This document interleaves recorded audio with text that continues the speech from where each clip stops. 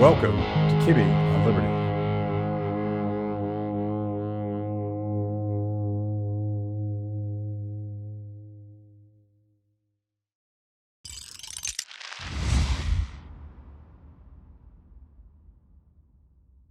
Paul, how's it going?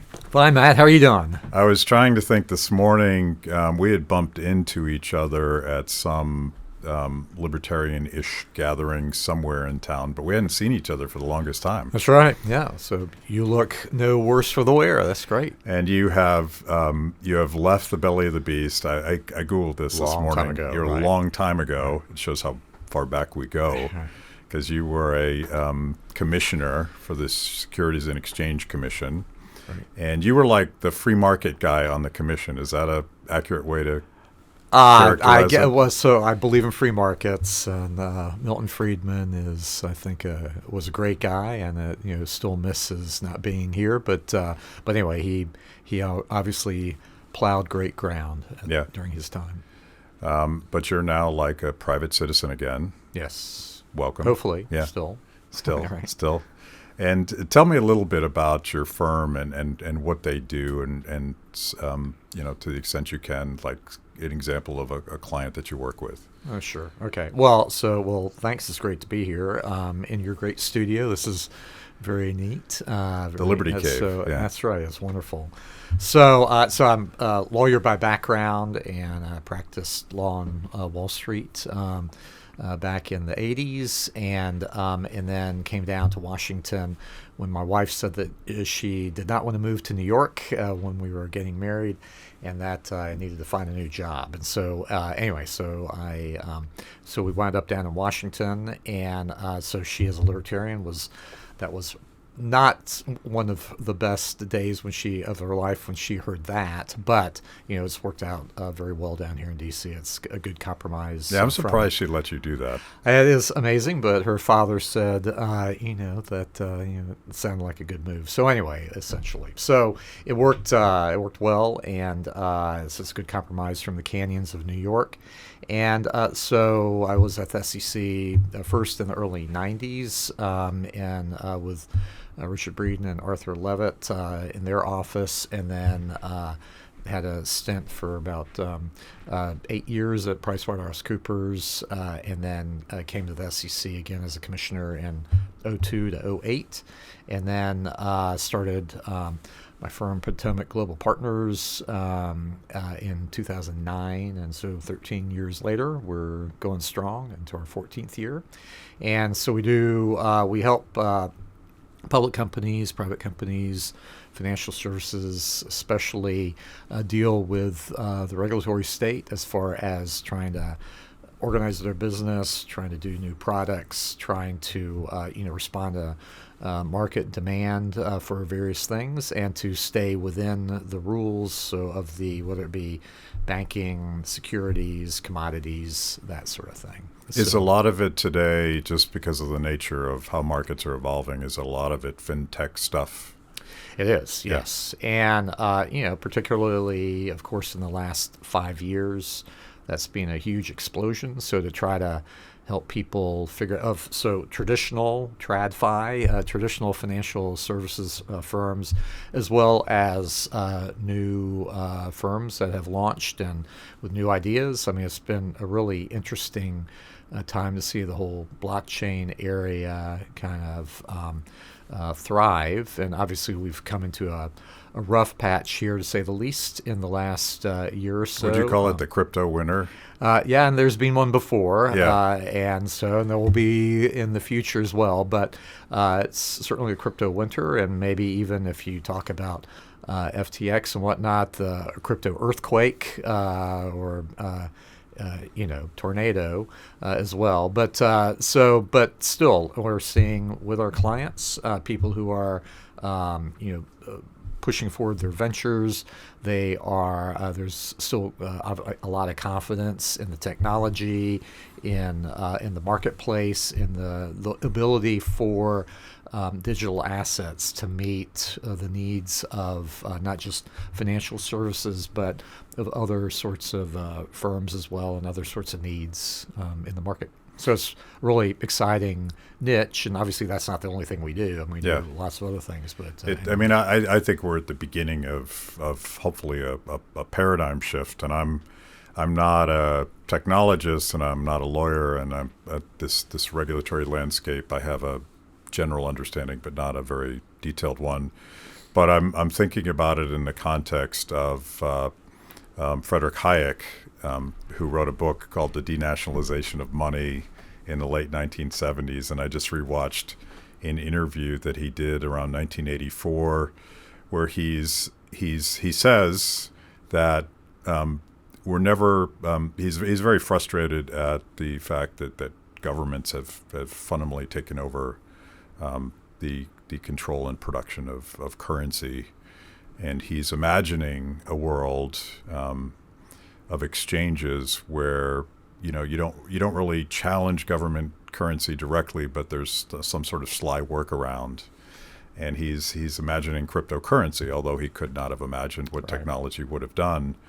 And from an Austrian free market Hayek point of view, government does so much to screw up our money, and I don't think we need to go into what's happening right now. We're financing by printing and expanding the money supply. Some $6 trillion or something that we spent over the last couple of years that we didn't have. Our deficit's 120% of GDP, yeah. So that's pretty shocking. Yeah, it's not we're not at the Weimar Republic yet, but I feel like we're getting there. And I've always said that as someone that's fought to balance budgets, things that seem sort of naive and simplistic today, we should balance the budget and not spend money we don't have. That used to be a thing that government tried to do. It used to be. We don't do that anymore.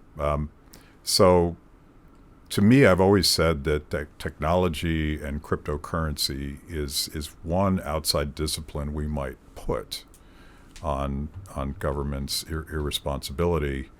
So naturally, governments, including the Biden administration and all sorts of legislators, are trying to regulate crypto, and that's what I want to talk about today. And one of the leverage hooks that they've used is FTX, and this is my first question. This is what started this conversation when we were talking at that reception.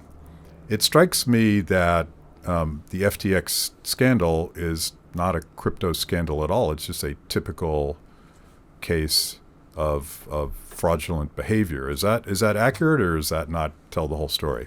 Yeah, it happened to occur in the crypto space, but when you peel back the various layers, it's the same thing that's happened elsewhere. Somebody without proper controls, without proper internal governance of the corporation, uses other people's money to do things without any accountability, and so that is unfortunately, like with Madoff and other things, all sorts of frauds come about that way. So anyway, so that's so it is kind of like Bernie Madoff 2.0. Exactly. So Bernie Madoff showed, the problems that can occur if you don't have proper audits and all this stuff. He was a fraudster who pulled the wool over many people's eyes, even folks who were doing due diligence and all that, on him. And FTX is the same way. He had all sorts of lawyers and other folks, supporting the operations, but of course, to see the entire picture, it was all very kind of divided up, and so because one could say that he was not accountable really to anyone. There was no board. There were a lot of sorts of things that were floating around there that is ultimately was enabled this kind of activity to occur. At Kibbe on Liberty, freedom is a lifestyle 24/7, something you live and breathe and wear every day. If that describes you, you need the very best Liberty swag in the market today, just like this shirt I happen to be wearing. Go to freethepeople.org/KOL and check out our exciting merch. You too can love liberty and look cool. So the obvious question, as someone that doesn't know what the regulatory response to Bernie Madoff was, but surely there was a push to establish more stringent government financial regulation to prevent Bernie Madoff from happening again. Is that accurate? Because my question is, we have all these regulations that are designed to prevent this stuff, and yet it happened again. Why did it happen again if we have these regulations designed to stop it? Well, if we go back to, the regulations came about, if you remember, Crisis of Leviathan, Robert Higgs's book, about where he tracks a number of different crises going back to the war between the states and whatnot. You have at each point the ratchet goes only in one direction, and then so we saw that most recently with every Dodd-Frank. crisis, perhaps in part instigated by government malfeasance. And they grow the government to solve the crisis they created. In many ways, right. Yes. So, and maybe not in the Civil War. I mean, that's, but whatever. And by the way, we've now quoted two economists, and part of watching this show is you drink a little bit every time we quote an economist. So thanks for bringing Higgs into the conversation. Great. Well, and, that's right. And Milton Friedman as well. Yeah, that's right. Yeah. So anyway, with respect to Madoff, so Madoff had this patina of legitimacy. He had been chairman of the National Association of Securities Dealers, and he was an SEC-registered broker-dealer as well as an investment advisor. So with the examiners coming in to check him out periodically, a lot of people, of course, took comfort in that, which they really shouldn't in these sorts of things. And then also, but it's understandable that they would. It's rational. And then, and in fact, Madoff could have been, and this is in his own words, in his something he wrote, or I don't remember, an interview, but basically the SEC examiners were in his office and going through his books, and so he claimed to have a few billion or something like that, several billion, in what's called the Depository Trust and Clearing Corporation, which is what brokers use to facilitate securities transactions at the bottom line. And so they got down the account number from Madoff, and so they went back to their office, but it was Friday, past 5 o'clock. DTCC was closed, the examiners go home, and they forget. And this is in a KPMG report of the whole kind of deconstructing what happened at the SEC. They forget to follow up with DTCC the following week, especially on Monday. And so throughout that weekend, Madoff thought he was cooked. He thought that everything was going to collapse because all they had to do is call DTCC and find out that he had maybe a few million instead of the billions or whatever it was. I don't remember the amounts now, but that would have caused them then to really look at his claims as to assets under management that he had, and would have been able to then unwind all of that. So he kind of skated by that, and then that enabled him to last another year or two or something like that, and all the while the Ponzi scheme grew as they do, and then that just caused more havoc when he finally collapsed. So anyway, in the wake of that, then that was kind of tied up with a financial crisis. So maybe there are parts of the 2,319 pages of Dodd-Frank that address supposedly some of that, but all the building blocks were there in the first instance to, like with that one little anecdote about the examiners, all the building blocks were in place at least to, that wouldn't have stopped him from the beginning, his fraud, but it would have, checked it at that one point. But so now with respect to FTX, it's similar. So FTX has a U.S.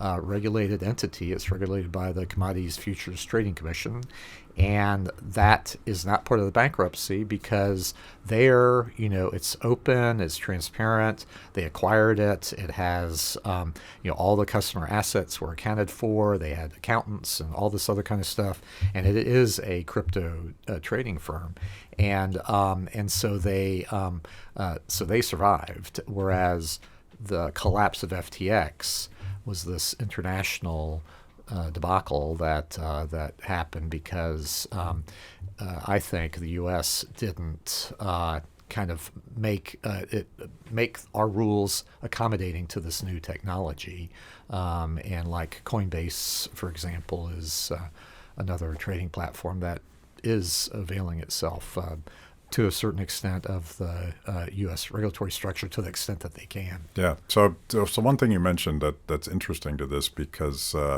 Sam Bankman-Fried famously spent an insane amount of money on politics, and I saw one number as big as $93 million in total political donations over the life of the firm. But in 2020, he put 5.2 into Biden's election and 40 million into Democratic campaigns.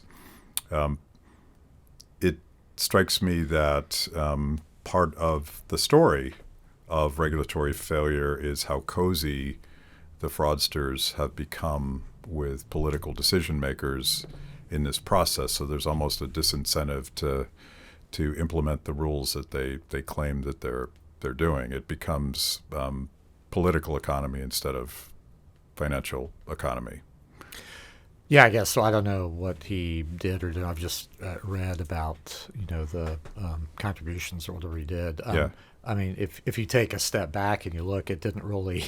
I mean, he didn't really accomplish much. If he was trying to, he pushed off the end. Yeah.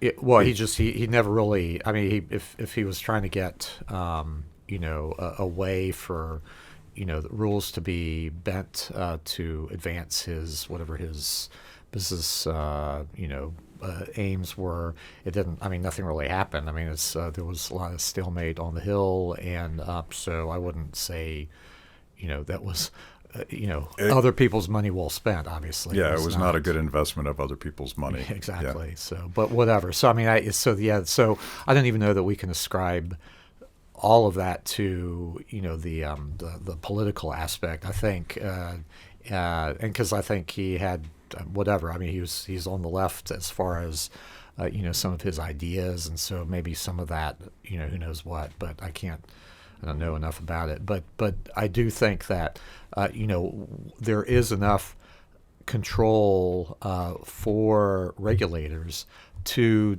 accommodate, the particular technology here that we're talking about. Hester Peirce, who's a commissioner at the Securities and Exchange Commission now, has come up with some proposals for a safe harbor, for example, to allow new technology to develop and to make accommodations for digital assets. Mark Ueda, another commissioner there, both of whom actually worked in my office back when I was a commissioner. So I think they're doing a stellar job. But they're also, they've made proposals about how the SEC can accommodate this, and unfortunately, that has not occurred yet. Yeah. So you made and this gets into what we should do and what we shouldn't do in terms of regulating crypto. You suggested that the ancient nature of the regulations helped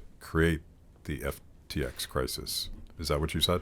Well, and so what does that mean? Yeah, so FTX. So when I was talking about that U.S. aspect of it, which is called LedgerX now, and which was its former name as well, but so it's still functioning. It's still a solid. I mean, from all, I don't know anything internally about it, but from the outside looking in, with it's complying with CFTC rules.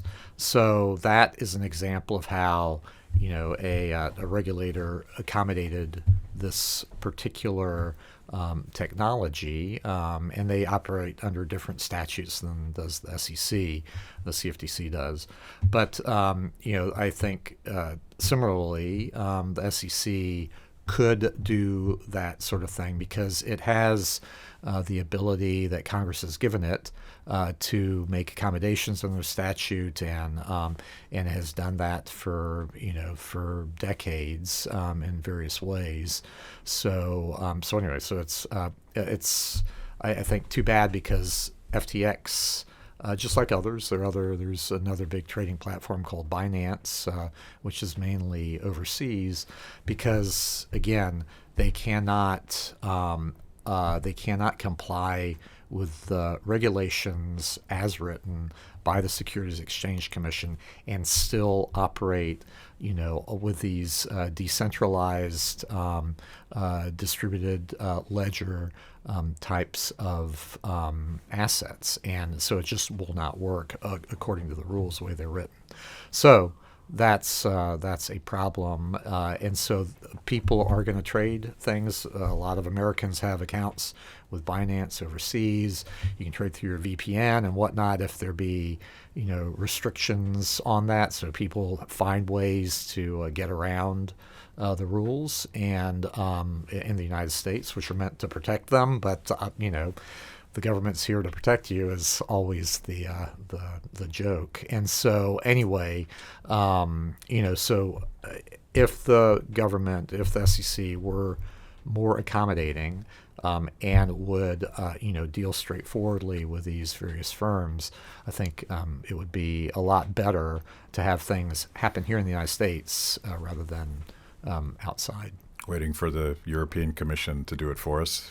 Or the Russians or North Koreans or whatever. The Chinese, so, yeah. Right, exactly. So, Thank you for joining me today on Kibbe on Liberty and for being part of our fiercely independent audience. Every week, my organization, Free the People, partners with Blaze TV to bring you this show. My guests bring smart perspectives on everything from current events to timeless philosophical debates. If you like what you hear, go to freethepeople.org/KOL and support Kibbe on Liberty so we can continue to produce these honest conversations with interesting people. Now, let's get back to it. Yeah, there's also multiple legislative efforts on Capitol Hill to come up with a whole new regulatory structure for cryptocurrency. And the one I was reading about, I don't know if you know about it at all, but there's an effort by Senators Stabenow and Bozeman that preceded the collapse of FTX, and supposedly Sam SBF. I love these acronyms. Sam Bankman-Fried, right? It's so complicated. Supposedly his team was intimately involved in writing that, and when I heard that, I'm like, well, this sounds like big centralized crypto trying to create a regulatory structure that smaller decentralized firms could not survive under, which is a classic example of regulatory capture. But what is you're telling me that the SEC could do some small things to accommodate the evolution in financial markets without legislation, but the legislators want to solve this problem with big legislative takeovers and the Federal Reserve as well. Is that a good idea or a bad idea? Well, so I don't know all the details about that bill. It's coming out of the Agriculture Committee, which has oversight over the CFTC. So, and there's always historically, there's been this big tug of war between the CFTC and the SEC over financial products that fit right in the middle between them. And so that's a bad idea. It creates a lot of uncertainty in the marketplace, like, to whom am I answerable and that sort of thing. So leaving that aside, and I think that bill is focused only on Bitcoin, I believe, things that are, commodities, and so and maybe some other assets as well. Anyway, so that I don't know where that stands currently, but I do think that again, it is a good idea for we have this construct, and it's a very creaky construct, with respect to financial services regulation. Lots of different players, lots of costs that are added, lots of ways in which the rules impede financial innovation. So that's one reason why the SEC, should be there, with its ear to the ground to figure out, okay, which way are things moving, and let's try to accommodate,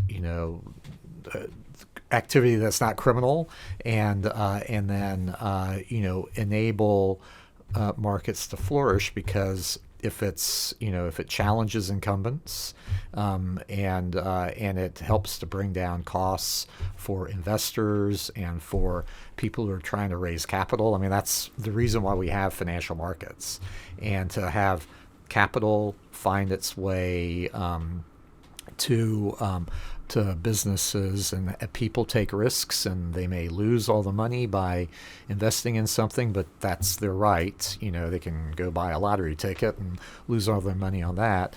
But if you have a construct around it, and so things have, like we were saying before, grew up from crises in the past, the 1929 stock market crash, and clearly there were things that were going on before that were not right, and so government stepped in and took steps to try to prevent it in the future. We can all take exception with that, with some things they did, other things maybe not so much, but whatever. We can debate that, but still, so the laws have been passed over the years. They've got stacked up, with all the all the layers, and so that's what's so good about when you have disruption in a market. And there are lots of organizations out there who have been struggling against laws like for regulation and licensure on the state side, whether they be for casket makers or taxi cabs, and we see a lot of things like that have happened. So the regulators, on the federal and state level, should be attuned to those sorts of opportunities, and then accommodate, reasonably, I think, things that are out there to advance the cost savings and everything else, innovation. So your focus is obviously on the federal level, given your experience. Do you have an opinion about competing regulatory paradigms, like states like Wyoming have sort of revamped their regulatory structure to be very pro crypto, whatever that means? I think it's just staying out of the way and allowing these new markets to emerge. Do you think that's a good thing? Should we shift responsibility back to the states on this, or is it more complicated than that? Yeah, well, I mean, you have all sorts of rules governing banking, and so that's really the touch point there with respect to Wyoming. And you have the various federal regulators. Usually, for a while, we had the controller of the currencies office. There was a bit of an opening there with two of the former controllers, trying to accommodate Wyoming and similar sorts of constructs there with respect to banks taking custody of these sorts of assets. That door is being pretty much shut by the current people who are in charge in Washington at the Fed and at the controller's office. Yeah, the Fed rejected an application for a crypto bank, right? If I'm saying that right. Right. And so if you got to go to the Fed to get permission to create something that potentially competes with the Fed's monopoly on currency, that seems problematic. Yeah. Well, on this, I think, and again, I'm not involved in that, so I don't know all the ins and outs of it.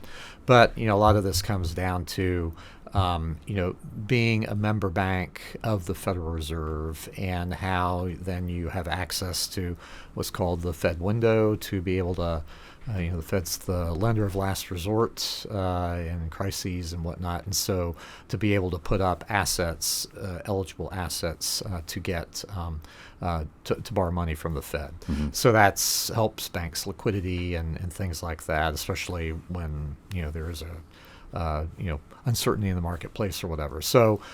I'm not privy to what's going on in that particular matter, but so that was one of the bases that the Fed used to reject the application. So, but that's being taken, of course, as a sign, as it should be, that they're not really open to. They're being very kind of leery, of course. Sure. And then in the wake of FTX, that also kind of provides them, a stance at least to argue that. So we'll see how all that develops. There'll be, I'm sure, hearings on the Hill and other things going forward. Have you weighed in on the regulation of so-called stable coins? Yeah, so that's akin to all of this because a stable coin, think of your think of a bank account or something where, when you write your check to take money out of your bank account, you know that, or you hope that the bank's still A, solvent, and then B, that the money that you think you have is in that account, and that the merchant on the other side taking your check, has confidence that, okay, when I go and present this for payment, that it'll be honored and paid. So that kind of that trust runs throughout our system, and so stable coins are meant to do that as a way to be backed up by U.S. dollars, and so that what they're trying to do is have people. Are they ever linked to things other than U.S. dollars, like gold or something like that? I think there are all sorts of different products out there, and not just dollars, but other currencies as well. But for the main point, here in the United States, obviously people are looking for something that is, to use the term of one of the stable coins out there, tethered to the dollar. And so the idea is to have the coin represent that dollar in the bank, and therefore you can use that as a proxy for rather than paying cash or whatever, writing a check. So that underlines that the confidence of the market in that's being shaken over time here and there a bit, but so it seems like the market still has. The values of these various coins are still out there. So the argument has been, well, is there any potential what we call systemic risk if these stable coins, if one fails, and then lots of people lose their money, a la FTX, and so that has then been the impetus from some people, in Congress to say, well, we need to have some tighter regulation of this, and these people need to be treated like either money market mutual funds or treated like banks, and so that's what the discussion's about. And I'm sure coming forward in this year in 24 coming up after that, we'll probably have a lot of discussion around stablecoins, especially coming out of FTX. But still, there was no systemic problem, with FTX, and that was obviously a pretty big failure. So that then, provides a counterweight against those who say that, this is going to undermine our financial system and all that. If you made it this far into the show, it means I must be doing something right. Kibbe on Liberty is just one of the amazing products we create at Free the People. We tell emotionally compelling stories and produce educational videos for the liberty curious. Our award-winning documentaries personalize all things liberty, independence, creativity, hard work, integrity, and perseverance. After the show, check out our work at freethepeople.org. And if you like what you see, donate to support what we do. That's freethepeople.org. Now back to the show. Yeah. Stick with me on this analogy, and I'm asking a lot of questions a little bit out of ignorance because I don't understand particularly the regulatory structure. But not too long ago, the Chinese government banned the mining of Bitcoin, somewhat laughably because they were concerned about the impact on global warming Right. of using so much energy. And I suspect they had other reasons for banning Bitcoin because it gave people financial freedom in what is otherwise an insanely authoritarian social credit system. Now, the Biden administration has made similar noises about worrying about Bitcoin mining, but the response to the Chinese government banning it was a very quick adjustment by the Bitcoin miners, and they moved many of their operations to the United States and other places. So the Chinese government's trying to stop this very freedom-based thing, and it just pushed it somewhere else. Right. The general question I'm going to ask is, if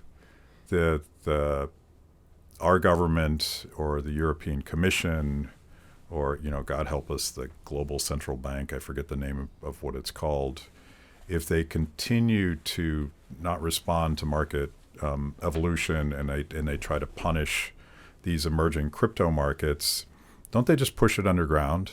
Don't they just create a gray market, a black market? I'm thinking of other wars that the government has declared, the war on drugs and other things, but they can't destroy it, but they could make it less transparent, certainly less legal by definition if they try to stomp it out. And I think that's the argument I'm hearing from you is like, let's create simple, transparent rules so that these things can flourish Right. in an honest way. Yeah, exactly. And I mean, so that's the genius of what the anonymous fellow, or not well, I mean the pseudonymous Satoshi Nakamoto came up with. Whoever all was behind all that was to come up with the idea. Do you know who it is? Because yeah, well, I mean, we're dying to know. Different, right? No, I have no clue. I mean, there are various folks. There's speculation, but it was it's probably not one person, I'm sure. But anyway, but the the idea of that, to have this decentralized type of blockchain concept where it's kind of out in the open because there is this whole it's called blockchain. So all of the the transactions are available there to look at, and the U.S. actually, the law enforcement folks, federal law enforcement folks have used the ability through the blockchain for transactions to track down criminal behavior, like if like ransom was paid, famously, where there was one of these attacks on it was a pipeline company, a couple years ago, and so the payment in Bitcoin was able to be traced and recuperated to a large extent.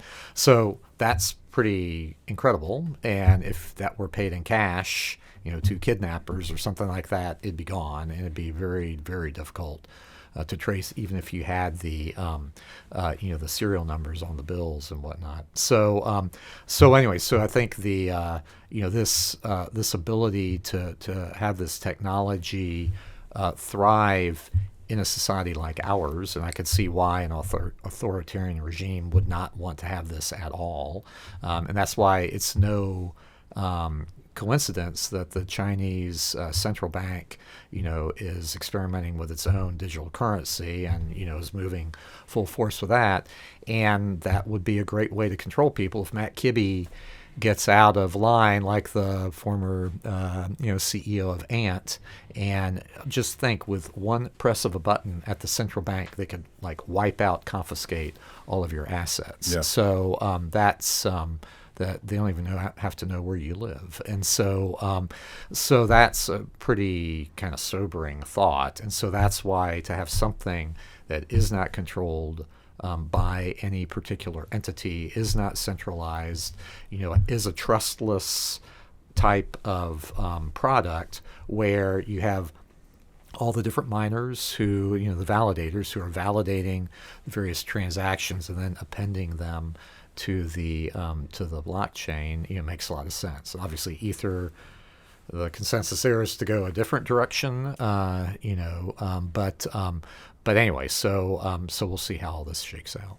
Yeah, there's it's not just the Chinese government. I think the United States and many central governments are wanting to create their own digital currencies, and it is sort of the final step in the Chinese social credit system, right? Like, because they're already able to debank people, Right. Which is similar to that, but to actually monitor and control every financial transaction you make. How many Cokes am I drinking, and is that really good for me? Well, the U.S. Has also done that. The FDIC, famously under the Obama administration, started their Operation Choke Point, where they are going after, the types of businesses that they found distasteful. So whether it be gun manufacturers or gun stores and those sorts of things, they would the examiners would go to the various banks and say, we think it's not really good for your reputation or a safe and sound banking practice to do business with these sorts of people. And so that kind of got exposed, and then there was a big explosion, justifiably so, because these are legitimate businesses that are operating within the law, and how can it be that the government will then clamp down on them that way? And so that created a backlash where the FDIC stepped back from it. But you never know. I mean, the bank regulators have so much discretion through their examiners to kind of raise their eyebrow or whatever, and then the bank officers, I mean, the stories out there, the anecdotes are legion on this. They have to step back and follow. It's easier to comply than to fight. It is, but you can get shut down too. Sure. With pretty quickly in the banking realm. I mean, others. That's why in other industries and financial services, there's lots of tussle. Like the SEC, on the same sorts of pretexts, can't really shut down a broker. So there's a lot of much more litigation, I'd say, on the SEC side than overall on the banking side. In the context of this conversation, financial freedom and reasonable regulation, what else should we know about? Like, what's the big fight for you guys? Well, so I mean, right now it's just getting through the the current kind of choppy waters, let's say, in the markets. But I think it's there's a lot of innovation out there. A lot of people are, not throwing in the towel or anything like that. They are, pushing forward. So that goes for digital assets. I mean, we still have a lot of clients who are investing in, for example, swaps trading platforms where they fall under the CFTC's jurisdiction. People are running into a brick wall at the SEC in a lot of this area, so that has not changed much. There's the lawsuit against Ripple, over whether or not XRP, the Ripple coin, is a security or not. We'll see how that goes. We may well have a decision on that at the lowest court, the district court, this year, and I'm sure whichever way that comes out, there will be appeals, and it could go all the way up to the Supreme Court. There's one, there's maybe a 60, 70-year-old decision called Howey that the Supreme Court issued that kind of sets out what's an investment contract and gives the criteria by which a court could judge that. That's quite old.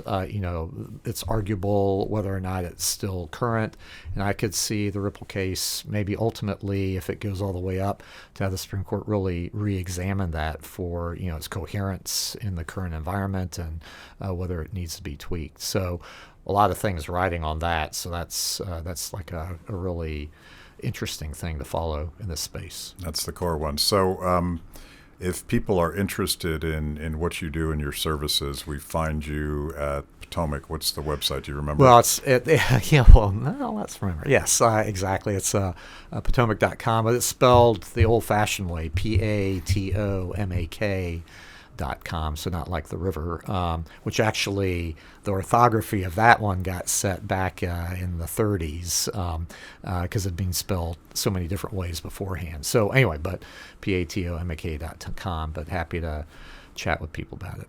Cool. Thank you, sir. Good. Well, thanks for having me. Thanks for watching. If you liked the conversation, make sure to like the video, subscribe, and also ring the bell for notifications. And if you want to know more about Free the People, go to freethepeople.org.